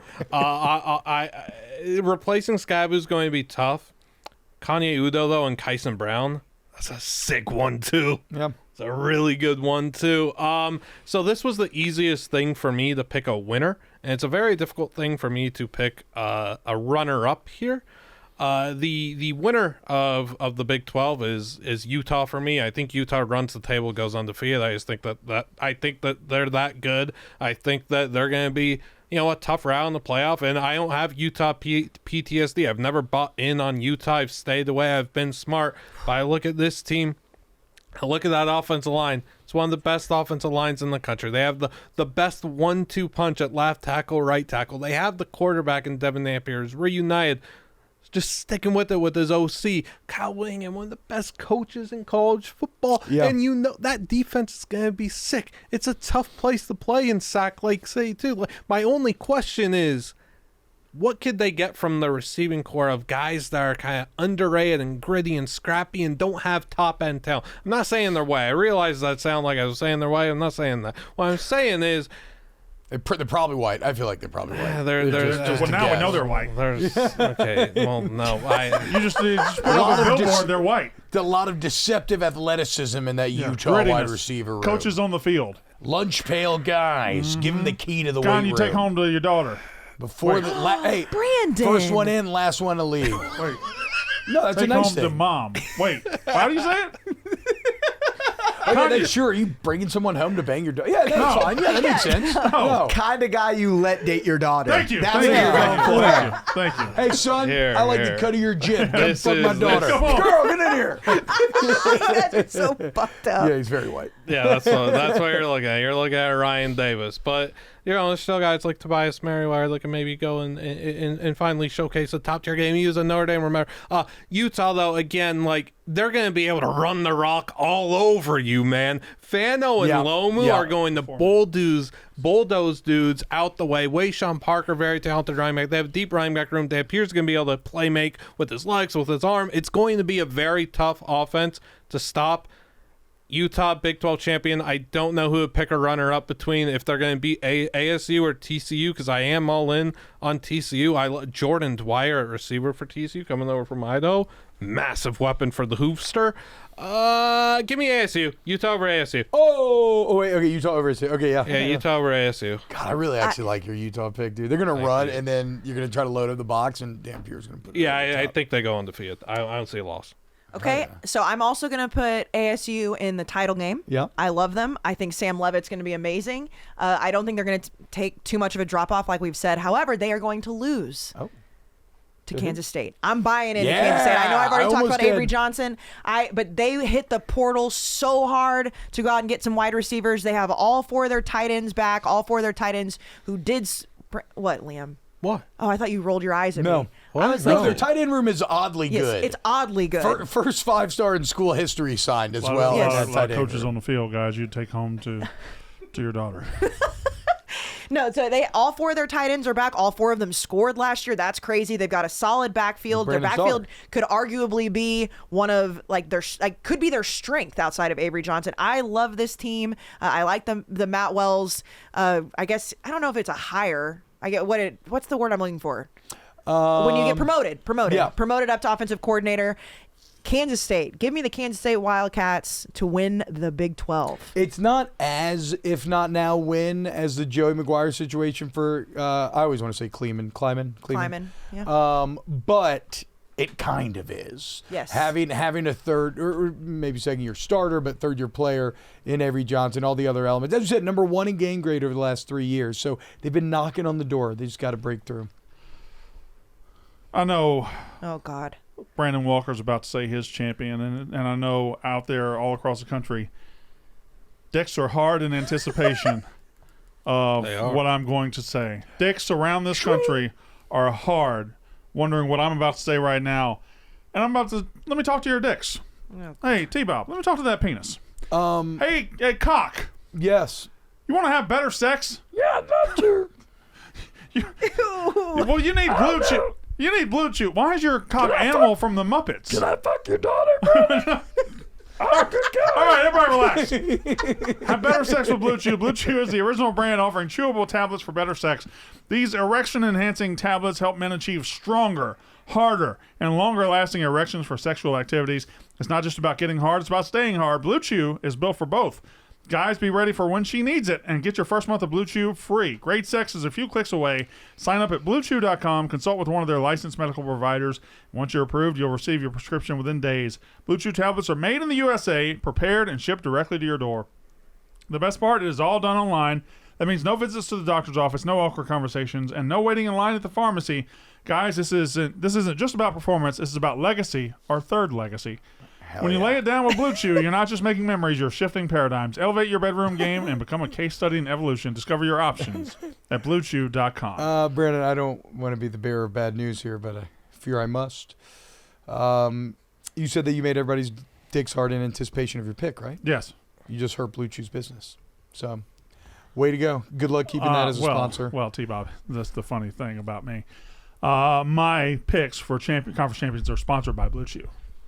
But your picks did what the pill is supposed to do. So you need to lessen the potency of your picks so these dicks stay soft so that Blue Chew can make them hard. If their dicks are already hard, why the fuck would they buy Blue Chew? That's all I'm saying. Stay hard longer? Okay. Not a bad spin zone case. Yeah, there you go. It's okay to get hard. You got to stay hard in the long run. I mean, that's really the devil, to be honest. The 2 participants of my championship game. Unless you do Kegel or Blue Chew. Are both champions of previously mentioned gentlemen in this room. I have Big F's champion, the Baylor Bears. Okay. Against Blutman's champion, the Utah Utes. Inspired championship to be Why? Because I like alliteration. So it's the Utah Utes and the Baylor Bears. Oh, fair. And I have. So which side will I come down upon right now? I like Utah. I like Baylor. I like Utah. I like Baylor. I like Utah. I like Baylor. Give me the Baylor Bears to win the Big 12. I like Sawyer Robertson. I like Dave Aranda is a guy who's gotten to this game and won it before. Yep. Like this is not that Kyle Whittingham would be scared of a situation like this. He's certainly got to championship games and won them. But I like those two teams the best. I think Texas Tech. I'm going to talk less about Utah and Baylor and more about Texas Tech, where I think there's too many moving parts, and I don't have a proven coach there to get me over the line. Kansas State just seems like they're a team every single year. Like, this is the year. This is the year. This is the year. Well, what if it's never the fucking year? What if Avery Johnson's not the guy? But what if it is? What if it is? That's great. Arizona State, I already called them my most disappointing team. I don't have to get into that. TCU, Jesus shined on them so hard 3 years ago. I don't think he's ever going to let it happen again. Yeah, I don't know about that. Iowa State lost too much. BYU, Mormons ain't winning this league. Not without their Jewish quarterback. Cincinnati, not there. Colorado, no. And then it's just the rest of the league. I think it's an up and down, topsy-turvy league. I trust Baylor and Utah to be there at the end, even though Utah has the toughest schedule inside the conference of anybody. I like Baylor to win it. So interesting that you said you went through all those teams. I know we did this with Alabama and the SEC. Oklahoma State has not been mentioned. We have not mentioned Oklahoma State or Mike Gundy or anybody. But, and that as and I'm not saying we are wrong for that. But what I'm saying is that is crazy because Oklahoma State had such an opportunity to take just the reins of this league and be the big daddy in the league once OU and Texas left. And we are now an hour and a half into the Big 12 preview, and they were so fucking bad last year. We've not even mentioned them. But I think this is historically the best place for a Mike Gundy team. When you think they're going to win 11 games, they don't. When you don't mention them at all and don't think of them and they don't pop to you, that's when they pop up and win 9 to 10 games. They do play at Oregon in week 2. Yeah, well, they're going to lose. That's not great. That's not great. But no, I mean, that is the rule of Gundy. It's something that Gus Malzahn used to have a bit of that as well. The years in which you're not hyping Auburn and Malzahn, they do awesome, and then the other years they would fail mightily. And the only other teams that really didn't get talked about too much, I know BYU was mentioned. We didn't get too much into them. Not much. Kansas, not much. Cincinnati. Well, we talked Where Kansas. did Red Sox end up going? Do we know yet? Tulane. Oh, that's right, to Tulane. Yeah. Well, at least we still have one Jew in the Big 12. Juju. Julian. That's I really had to stretch for that joke. Anyway, we didn't talk a lot of BYU because you lose your quarterback right before. It's like, but that's why I was talking about Bear Bachmeier because we did talk about Bear. I apologize. If Bear Bachmeier takes the job, Talk Tiger Bachmeier, he's also throwing to his brother Tiger. They're all Bachmeier. animals. Well, Hank Bachmeier. Why wasn't he an animal? You got bear, tiger, and you go with lion. Hank. It's right there. Giraffe. No, they have a little brother cougar. No, they don't. What the fuck is wrong with Hank? I don't know why Hank is Hank. Okay, all right.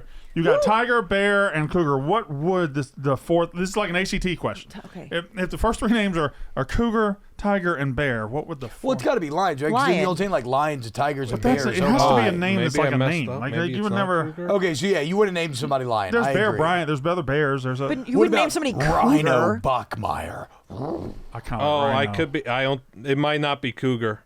I don't think there's a name. It's I don't Bucky. Think, somebody's not named Cougar. No, Bucky is called Cougar. Okay. Yeah, his name is not Cougar. His government name is not Cougar, guys. Well, Come on. is his government name Tiger and Bear? Yeah. But we have Tiger. Well, we have no, Bear. not Bear. Tiger, I think. Have you ever seen the Knipple brothers out of Milwaukee? No, I'm not. Con played at Duke this year. I know. I recognize Con Knipples. He has 5 other brothers. What the name? 5 Knipples. They all start with K. It's Con Knipple, Kid Knipple, Cash Knipple, Cager Knipple. Oh my God. There's 2 more that are great. Certainly, they didn't keep this theme for the middle name. You know what, T-Bob? I'll bring in Ben Mintz to talk about that one. Before we end, I want to know the names of the Knipples. Also, if you have a last name Knipple, Cager, Kinston, Cash, and Kid. what are their middle names? No idea. That is better be Steve or, Billy. or John. Literally anything else. Well, there's also our guy Noah from Eastern Michigan who selling made some merch. Interesting choice to sell that merch. I don't know if I would love potentially where that merch is going to end up and how it's going to be employed. I would. It could go well, 1000% but I agree. think I would have some concerns. Also, you simply do not want to be the play-by-play or the color commentator on that. You're getting a full Noah from me for the entire game. 0% chance I'm saying your last name. Noah did it again. I'm not going to say the magazine, and it is not our friends at Pick Six, but there is a magazine. But you can say it's Phil Steele. Right? That just forgot the K. Forgot the K. I mean, forgot. You have literally one thing that you have to check. You have one thing you have to check for spell check, and that is that name, and it is unfortunate. Oh, look at that! Look at that! I'm doing Bachmeyer research.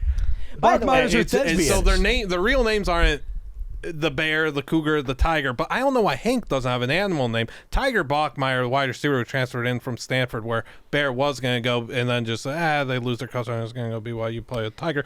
Tiger Bachmeyer acted in a Super Bowl commercial. That's fascinating. And he started a Capella club in high school with Bear. And that's the Blutman. That is the Blutman minute right there. I mean, Tiger Bachmeyer is a fascinating human being. He plays harmonica, guitar, piano. Hey, we're going to need to end the show now, okay, bud? Flies airplanes. Flies airplanes? Surely not. Hey, Blutman. Breakdance. Blutman, let me get a timeout. We're going to need to end the show right now, okay, bud? Renaissance Bachmeyer over here. Yeah. Brandon, let's just finish. Leonardo de Bachmeyer. ACC is on Thursday. ACC Thursday. We'll be back. Thanks for watching. That was unnecessary roughness. Computer science. Yeah, I knew you had something.